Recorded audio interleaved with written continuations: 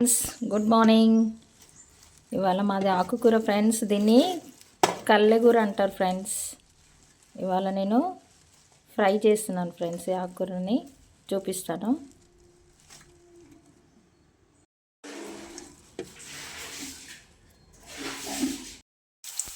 ఉల్లిగడ్డలు, పచ్చిమిరపకాయలు, ఎండుమిరపకాయలు, జీలకర్ర ఆవాలు వేసుకోవాలి ఫ్రెండ్స్. ఇలా దూరగా వేగిన తర్వాత ఆకుకూర వేసుకోవాలి.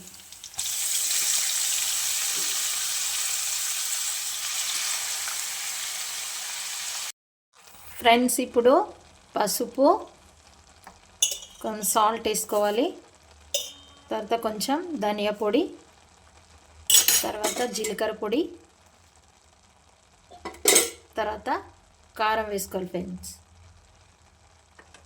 మంచిగా మిక్స్ చేసుకోవాలి ఫ్రై అయ్యేంత వరకు పెట్టుకొని ఫ్రై చేసుకోవాలి ఫ్రెండ్స్.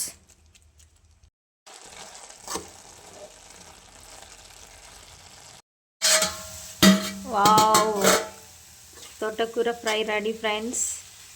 మీరు ఈ విధంగా ఒకసారి ట్రై చేయండి ఫ్రెండ్స్. నచ్చితే సబ్స్క్రైబ్ చేయండి, లైక్ చేయండి. బాయ్.